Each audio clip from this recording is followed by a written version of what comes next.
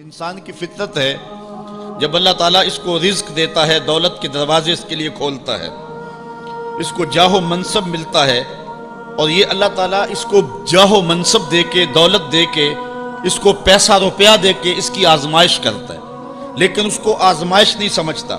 فَيَقُولُ، وہ کہتا ہے ربی اکرمن، میرے رب نے مجھے عزت دی ہے، وہ اس کو عزت سمجھ لیتا ہے اور کہتا ہے کہ میں اللہ کا محبوب ہوں، مجھے اللہ پسند کرتا ہے تو اس لیے مجھے دولت دی ہے، ورنہ میں غربت کی چکی میں پس رہا ہوتا۔ وہ دولت کو جو ہے وہ عزت سمجھتا ہے، حالانکہ اللہ نے بطور آزمائش اس کو دولت دی ہے۔ جب کسی بندے کو پوچھا جائے نا بتا کیا حال ہے، تو اگر اس کے پاس دولت کے انبار، وہ کہتا ہے بڑا فضل ہے اللہ کا۔ اچھا کیا فضل ہے اللہ کا؟ تو تہجد کی نماز بھی پڑھنے لگ گیا؟ نہیں، میں تو 5 بھی نہیں پڑھتا۔ اچھا کیا فضل ہے کہ اللہ نے تجھے یہ کرم کر دیا کہ تیری زبان پہ جھوٹ نہیں آتا؟ نہیں، میں تو صبح و شام جھوٹ بولتا ہوں، ٹیکس بھی چوری کرتا ہوں، میں تو سب کچھ کرتا ہوں، تو پھر کیا فضل ہے؟ کہتا ہے مجھے دولت دے دی گئی۔ تو یہ انسان کی فطرت ہے کہ دولت جو مل جائے اس کو تو اس کو فضل الہی سمجھتا ہے، وہ ناجائز طریقے سے بھی لے تو اس کو بھی فضل سمجھتا ہے۔ کبھی آپ نے دیکھا ہوگا کہ سراسر کمائی حرام کی ہے، ناجائز فروشی کے ساتھ، رشوت کے ساتھ، اور کیا کیا دھندے کے ساتھ اس نے جو ہے وہ دولت کمائی، اور عالی نصب کوٹھی بنا کے اوپر لکھ دیا ھذا من فضل ربی، یہ میرے رب کا فضل ہے۔ حالانکہ یہ تو قہر تھا، آزمائش تھی اس کے اوپر، لیکن وہ شیطان نے اس کو جس راستے پہ لگایا اور شیطانی دھندے کے ساتھ جو اس نے دولت کمائی، اس کو بھی یہ فضل ربی قرار دے رہا ہے اور سمجھتا ہے کہ واقعی میں رب کا فضل ہے۔ نہیں، اللہ فرماتا ہے ایسا نہیں ہے، یہ اس کی کج فکری ہے۔ فضل یہ نہیں ہے کہ کسی کو دولت دے دی جائے، فضل یہ ہے کسی کو تہجد کے سجدوں کی توفیق دے دی جائے، فضل یہ ہے کسی کے سینے کے اندر ایمان کا چراغاں کر دیا جائے، فضل یہ ہے کہ کوئی شخص جھوٹ بولنا چاہے بھی ایک غیبی طاقت زبان کو پکڑ لے، میرے بندے تو محمد عربی کا نوکر ہے، اور محمد عربی صادق بھی تھا، امین بھی تھا، تو جھوٹ بولنا اچھا لگتا ہے، تو وہ جھوٹ بولنا چاہے بھی تو نہ بول سکے۔ یہ ہے رب کا فضل، یہ ہے رب کی کرم نوازی، اور یہ ہے رب کے رحم کا انداز۔ لیکن انسان کی کج فکری ہے، اللہ آزماتا ہے اس کو دولت دے کے، حالانکہ دولت کی آزمائش بہت ڈاڈی آزمائش ہے۔ حضرت عبداللہ ابن مبارک کہتے ہیں ہمیں غربت سے بھی آزمایا گیا اور دولت سے بھی آزمایا گیا۔ غربت کی آزمائش میں تو ہم پورے نکلے، لیکن دولت کی آزمائش میں ہم پورے نہ نکل سکے۔ یہ آزمائش زیادہ سخت آزمائش ہے، لیکن فیقول، بندہ کہتا ہے ربی اکرمن، میرے رب نے مجھے عزت دے دی، کوئی عہدہ مل جائے، کوئی شان و شوکت دنیا کی مل جائے، چاہے وہ اس کا ذریعہ کوئی بھی ہو، بندہ کہتا ہے جی فلاں پہ بڑا ہی اللہ کا فضل ہو گیا ہے۔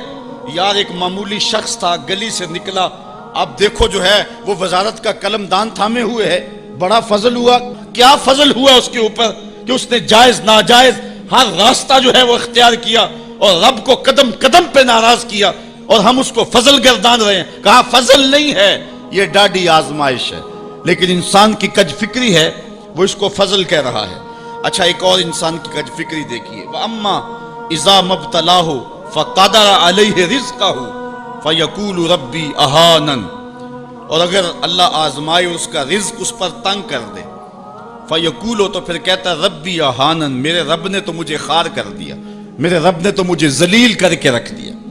یہ فطرت ہے انسان کی کہ اس کو تھوڑی سی سختی ملے، دولت کے انبار جو تیزی کے ساتھ آ رہے ہیں تھوڑا سا کم ہو جائیں، اور اس کو غربت کی چکی میں پیسا جائے، تو یہ بھی اس کی آزمائش تھی۔ دولت دے کے آزمائش کی گئی کہ کیا راہ خدا میں لٹاتا ہے کہ نہیں لٹاتا، میرے راستے کے اندر اس کو خرچ کرتا ہے کہ نہیں کرتا، یتیم، غریب، مسکین، لاچار، مجبور، نانے شبینہ کو ترستے ہوئے، بیمار، کیا ان کو ڈھونڈ ڈھونڈ کے ان کی دہلیز پہ پہنچتا ہے کہ نہیں پہنچتا۔ ایک تو یہ آزمائش تھی، لیکن اس نے اس کو آزمائش نہیں، اس کو عزت سمجھ لیا۔ اس نے کہا کہ میرا اللہ میرے پہ راضی ہے تو تبھی اتنی دولت دی ہے۔ اچھا اگر دولت اللہ کی رضا کی علامت ہوتی تو فرعون دولت مند نہ ہوتا، قارون کو خزانہ نہ دیا جاتا۔ اور دوسری بات، جب اس کو دولت نہیں دی جاتی، غربت میں آتا ہے تو کہتا ہے میرے رب نے مجھے رسوا کر دیا۔ یہ بھی اس کی کج فکری ہے۔ یار وہ بھی تو ہوئے ہیں کہ زمانے کے اندر ایک پھوٹی کوڑی بھی ان کے پاس نہیں رہی۔ اللہ اکبر، آؤ دیکھو فقر ابو ذر کو سلام کرو، آؤ دیکھو فقر اویس کو سلام کرو، اچھا آ جاؤ حضور کی دہلیز پہ فقر محمدی کو سلام کرو۔ یہ عزت ہے، عزت، یہ بھی آزمائش ہے، اللہ دیکھتا ہے کہ فقر کی آزمائش میں کون پورا نکلتا ہے۔ زبان پر جو ہے وہ ناشکری کے لفظ تو نہیں لاتا، مل جائے اللہ کی طرف سے عطا ہو تو وہ بھی آزمائش ہے کہ اس پہ شکر ادا کرتا ہے کہ نہیں کرتا، اور نہ ملے تو یہ بھی آزمائش ہے کہ اس پہ صبر کرتا ہے یا کہ نہیں کرتا۔ واہ ویلا کر دیا، شور و غل مچا دیا، لٹ گیا، میرے پاس کچھ دیا، اپنی غربت کے اشتہار لگا دیے، ایک ایک شخص کے آگے ہاتھ پھیلاتا پھرتا ہے، اپنی غربت کی عزت کو پامال کر رہا ہے، اس امتحان میں ناکام ہو گیا۔ اب سنو اللہ کیا ارشاد فرماتا ہے، کلا بل لا تکرمون الیتیم، تم کہتے ہو کہ ہمیں دولت نہیں ملی تو رسوا کر دیا گیا، اور دولت مل گئی تو اللہ کا فضل سمجھتے ہو۔ اللہ فرماتا ہے ایسا نہیں ہے، اگر تمہیں آزمائش میں ڈالا گیا ہے تو تم اس آزمائش میں کہاں تک پورے نکلے ہو۔ آج تمہارے اوپر جو سختیاں آئی ہیں، آج اللہ تعالیٰ کی اگر ناراضگی ہے تو اس کا یہ سبب نہیں ہے کہ تم کو دولت نہیں دی گئی، بلکہ سبب کیا ہے، غور کیجئے۔ کلا، ایسا ہرگز نہیں، جو اس کی فکر تھی کلا سے نفی کر دی گئی، اور اس بات کس چیز کا کیا گیا، بل لا تکرمون الیتیم، تم یتیموں کو عزت نہیں دیتے ہو۔ اصل بات یہ ہے جو بات سوچنے کی ہے۔ اب قرآن کا یہاں اسلوب دیکھیے، میں قربان جاؤں قرآن کے اسلوب پہ۔